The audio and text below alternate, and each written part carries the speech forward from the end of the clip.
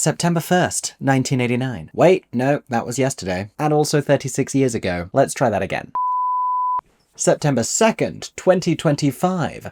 Dear Heathers fans. Oh my god, hey, welcome back to my theatre-themed YouTube channel, or hello to you if you are listening to my voice on podcast platforms. My name is Mickey Joe, and I am obsessed with all things theatre. I'm a professional theatre critic and a content creator here on social media, and today we're going to talk about the news of Heathers the Musical's impending global domination. Yes, the cult classic high school film turned musical theatre fan favourite is back just about everywhere in the world. Currently playing at off-Broadway's New World stages in a homecoming production taking place a decade after it first premiered at that venue, with it having been produced prolifically in the UK as well as elsewhere around the world in the years that passed. The show's producers announced yesterday in an official press release that it would be embarking on a subsequent US and international tour, with a few more details having been shared on social media by one of the show's producers, Paul Taylor Mills. And that is a discrepancy that we are going to talk about today. I'm going to give you a little bit more background on Heathers the Musical if somehow you have missed it this entire time, as well as letting you know exactly where you can catch it in 2026. Spoiler alert, as the heroine of another cult classic film would say, different places.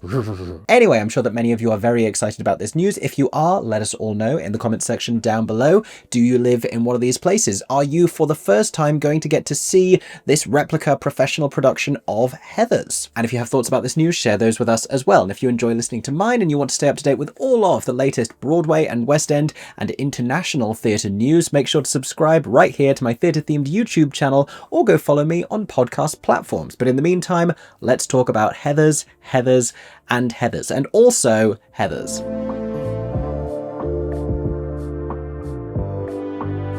Okay, so the briefest possible background here, I will try and rein myself in. Heathers was a 1988 dark teen comedy set in a high school. Winona Ryder starred as Veronica Sawyer, whose high school ecosystem was ruled over by a trio of popular wealthy girls who all shared the same first name. They were all called Heather. Heather Duke, Heather McNamara, and Heather Chandler, the Queen Bee, who sort of exerted her influence over the other two, and by extension, the entirety of the school. Veronica, keen to survive until graduation, ends up being taken in by the Heathers and turned into one of them, a transformation that she isn't entirely prepared for. It ends up changing a little bit more about her than she is prepared to admit. And if this is all sounding just a little bit like Mean Girls, then no it isn't. Heathers happened first by some margin. Mean Girls sounds like this. The situation for Veronica is complicated somewhat by the arrival of a new transfer student and romantic interest, the mysterious Jason Dean, or JD, played on screen by Christian Slater with those piercing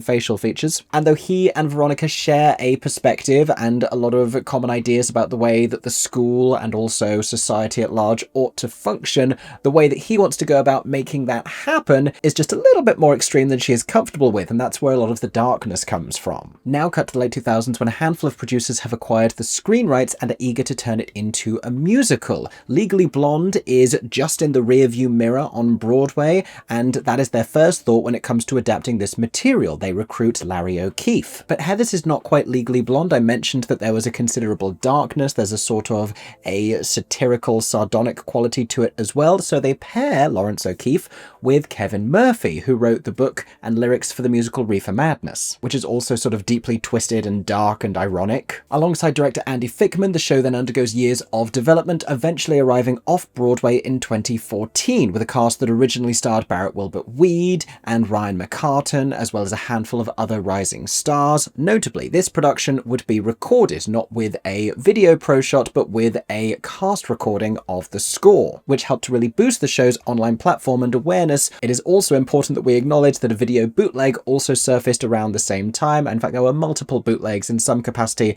or another of that off-Broadway run that also afforded it a lot of online awareness. But it wasn't that production, or really that time period, that utterly boosted Heathers into the stratosphere. Candy Store got very big, but Heathers' biggest rise to fame and prominence would come a few years later. And there are a couple of factors here, one of which is sections of the show's score going viral on TikTok. Another is the show and its material being performed in high schools around the US. But prominently, there was also a new production of the show, one which looks a lot like the production which has now returned to off-Broadway, but that began in London at the Other Palace Theatre, starring Carrie Hope Fletcher and Jamie Massey Moscato, with a really stacked cast who have all gone on to astounding things, by the way. That production transferred to the Theatre Royal Haymarket in the West End, which began the UK's love affair with Heathers. The show returned to the same venue as theatres were beginning to reopen in the midst of the pandemic. It also toured multiple times around the UK and then returned to the Other Palace Theatre, its original London home, for an extended stint. It went to at Soho Place. In the West End, it has played at many different London theatres and many British theatres in general. But in all of that time, a professional production of Heathers had not been produced in the US. That is until earlier this year it returned to New World Stages in a production starring Lorna Courtney and Casey Likes, where it continues to run and where it has been recently extended by popular demand, which brings us to the news of today. Let's talk about the Heathers' plans for the future.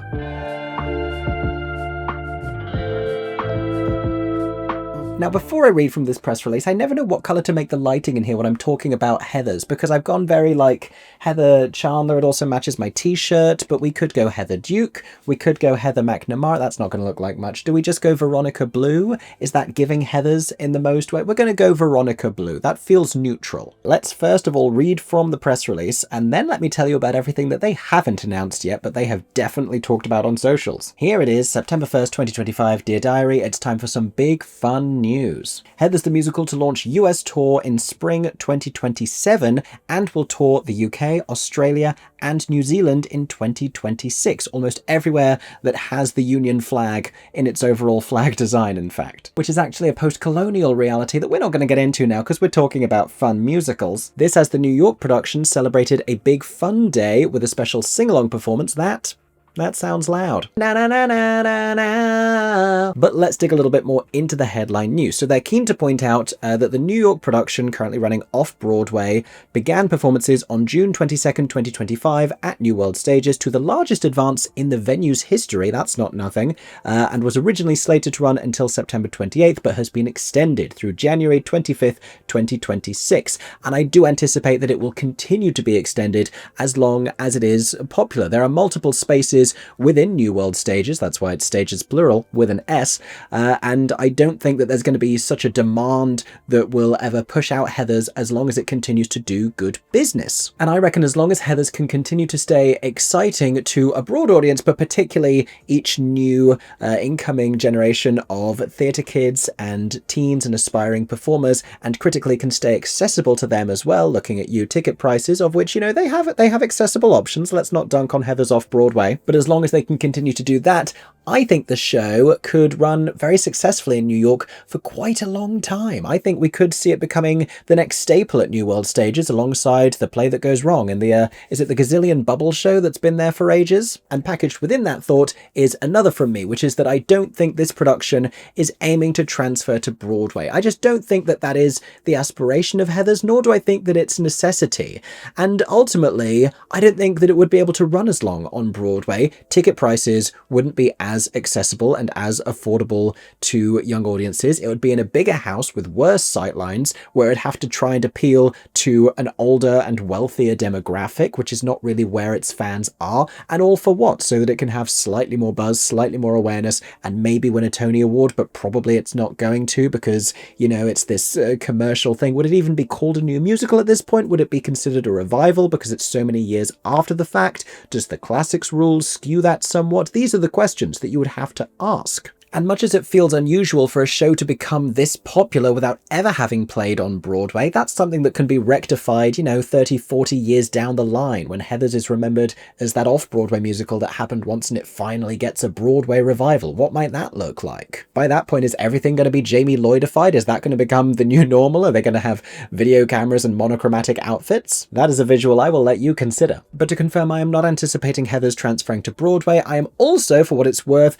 not anticipating a cast recording happening, and that has a lot to do with the realities of an off-Broadway budget. Cast recordings are very expensive to put together, and often their greatest aim is to preserve the score that has been written, and there are no substantial changes to the score since the London production. When the show went from off-Broadway to London, they added multiple new songs. They, I think, changed a couple of lyrics here and there. There are some changes in Big Fun, but certainly the songs I Say No and You're Welcome instead of Blue were added into the score. And though I know people would really like to hear a new American cast recording, I know a lot of US theatre fans have a lot of feelings about the American accents done by the British cast on the London cast recording. I just don't think it's going to happen. I also don't think it really needs to happen. There was also a pro shot of a later London cast recorded at the Other Palace Theatre, which is why we don't need to take video cameras or iPhones into New World Stages and try and bootleg the show. Also because, guess what? It may be coming to a town near you. Let's talk more about this US tour. If in fact there is anything else that they have to tell us about it. Is it just that news will be announced soon? Is that all we are saying? Hold on. Yeah, it was announced today that Heathers will launch a US tour for the very first time, beginning in spring 2027. Full details and dates will be announced in the coming months. So I guess watch this space and stay tuned to find out more about where the Heathers US tour might be going.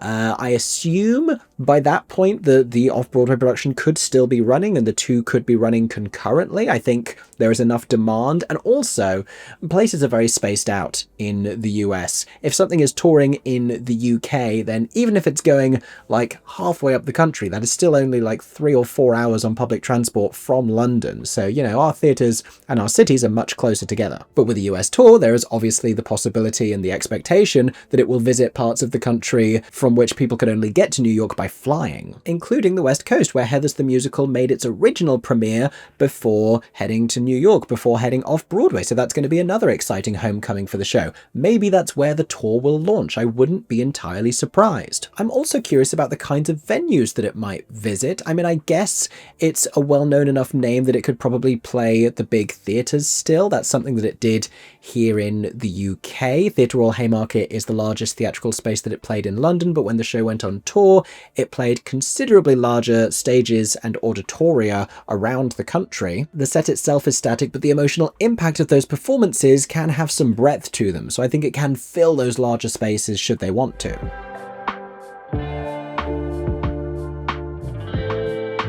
But before all of that, here's the other news. Producers of Heathers have also announced that the show will hit the road again when it returns to the UK in summer 2026, and that a production is set to play Australia and New Zealand next year, with stops in Melbourne, Sydney, Adelaide, Gold Coast, Canberra, Perth, Auckland, Wellington and Christchurch. Get excited, Australian theatre fans. I know often when shows visit Australia, they only head to one of these cities, and it's very difficult because, again, that's a deceptively large country and people have to fly across the country if they desperately need to see that show. But Heathers is going to come to a place near you by the sounds of it, including New Zealand. That's very exciting. I feel like I've been minimally aware of productions touring to New Zealand, other than like the recent Lord of the Rings musical, which obviously has some connection to that place. Heathers, very different vibe, considerably fewer elves, and so that's what's been officially announced. But over on Instagram, Paul Taylor Mills, in a collaborative post with the Heathers musical account, as well as Andy Fickman, the director, and Gary Lloyd, the choreographer of this production, posted a little graphic here titled Heathers 2026, New York, tick, North American tour, tick, and the press release did say 2027. So I don't know to what extent that's just kind of coming under this umbrella, but whatever. London, tick. UK tour, tick, but separately. Fascinating. Australia, tick. New Zealand, tick. And more to come. Thanks for making it beautiful. And what I am inferring from that is, you know, if the production is traveling to so many parts of Australia and also New Zealand, it's probably heading to other locations around the world as well. Heathers in South Africa, Heathers in South America. When I was in Brazil a few years ago, I'm pretty sure that Heathers was being done in a non-replica production down in Argentina, but for most of these countries, most of these continents even, the official, you know, professional, original, I guess, production of Heathers that this is, hasn't traveled there before. So that is what I assume and more to come means, rather than, you know, US cast recording or Broadway transfer. But a little further up that list, London and UK tour were added separately. Now, nothing about London has been said in the press release, and I think that's probably down to timing. I think that's also why they haven't confirmed a full international global tour and have just talked about Australia and New Zealand, because these things need to be planned in advance. There's a lot logistically that goes into making all of this happen, and I dare say that not all of that is necessarily ready, but Heathers can't wait because it's September 1st, and that's the Heathers Day, and that's the day that you want to roll all of this out for maximum impact and drama. We're being a little bit theatrical, of course, with this press release and with this announcement, so it's not exactly a surprise. And that is why I'm assuming Paul Taylor Mills is talking about a London return in 2026, but there is no mention of it officially in the press release. Now, this could just be a tour stop. This could be the tour beginning at one of its previous London homes, like the other Palace, like at Soho Place, before embarking on another tour around the UK. The producers of Heathers have a lot of ties to Theatre Royal Windsor, so that is occasionally where those tours launch from. That also would not be a big surprise. It could also just be a particular way of framing the show coming back to London by visiting a touring theatre like the New Wimbledon Theatre, which accepts touring productions, or the Richmond Theatre. I think Heathers has played at maybe both of those before. It could also visit the Peacock Theatre for the first time, or it could be doing a little limited sit down in between two other scheduled shows at one of London's smaller theatres. I'm thinking somewhere like the Garrick, like the Trafalgar. If 222 A Ghost Story, which if you don't know was a spooky thriller play that did lots of limited runs with lots of celebrity casting at a bunch of different London theatres in between runs of other shows, if that can play like 6 different houses in the West End, I don't see why Heathers couldn't. It's sort of becoming the new Blood Brothers in the way that that tour just keeps on going round and round and round. And I know that the prospect of Heathers coming back to the West End once more may evoke a lot of feelings for some people, not all of them positive, but let's talk about that a little bit more and what Heathers actually brings to the theatre industry.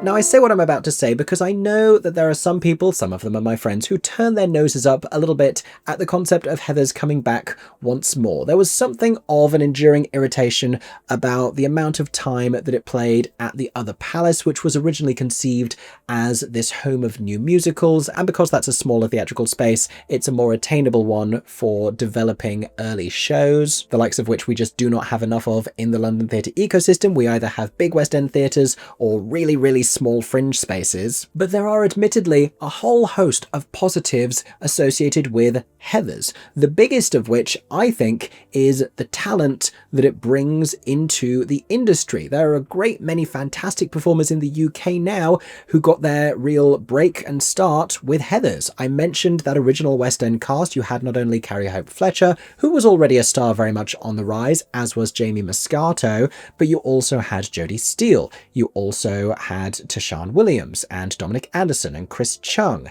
and Lauren Drew and Charlotte Giaconelli and Sophie Isaacs. There's so many people. I'm missing half of them from my brain. Olivia Moore. Almost everyone from that company went on to do something really exciting and fantastic, and it has just been regurgitating, for want of a better verb, all of these hugely talented individuals in the years since, and also arming them, because it's Heathers and because it has its own army of fans, with small legions of fans of their own who will go on to see them in other shows. And so it's a great early career musical theatre job for graduate performers, less so when it's at the other Palace and they only have 2 dressing rooms backstage and allegedly everybody is paid the same, whether they are Veronica or a member of the ensemble. But when you think of people like Jacob Fowler and Erin Caldwell and Tobias Turley, so many of them came from Heathers. Keelan McCauley is another one. And so we've really benefited here in the UK from the ability to turn those talented young performers into recognisable star names who can then sell their own solo cabaret shows, who can appear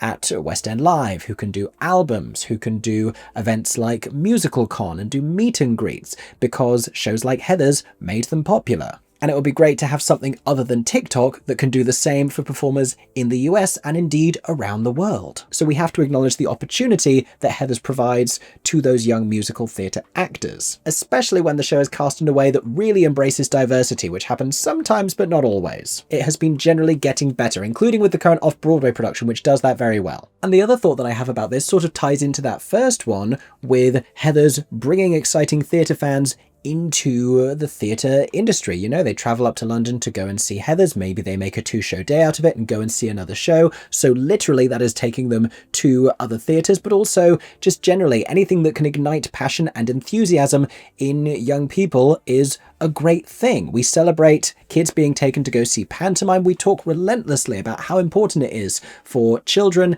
and teenagers and young adults to experience theatre. And though, you know, you may have some ideal about what that ought to look like, for some people you may think that it should be a school's trip to Shakespeare, the reality is that if it's Heathers that is getting them thrillingly excited about working in the theatre and starting a lifelong love affair, then that's also a great thing. And I can celebrate its success and the benefits that it has for the industry while also acknowledging its shortcomings. I don't think it's the perfect musical adaptation. I think it's among the strongest high school set musicals. And honestly, you can stand in criticism of its potential West End return if you wish to, but the reality is that Heathers has done very well to become the recognisable fan favourite brand that it has. And for years it was presumed that other shows were waiting in the wings for Heathers to close in London, which is why we perhaps finally and all at once got productions of Mean Girls at the Savoy and Clueless at the Trafalgar. As it stands, neither of those ran for more than a year, and yet Heathers, admittedly not in a theatre as large as the Savoy, presumably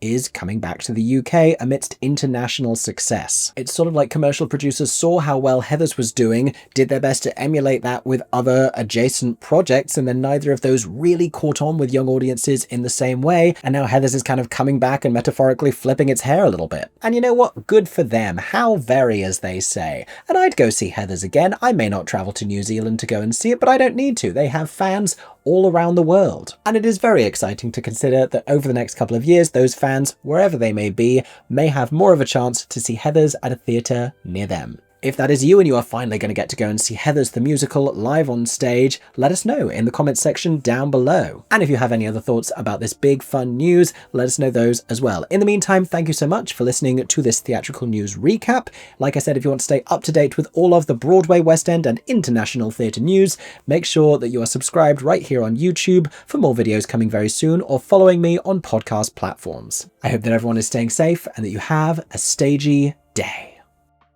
For 10 more seconds, I'm Mickey Joe Theatre. Oh my god, hey, thanks for watching, have a stagey day. Subscribe!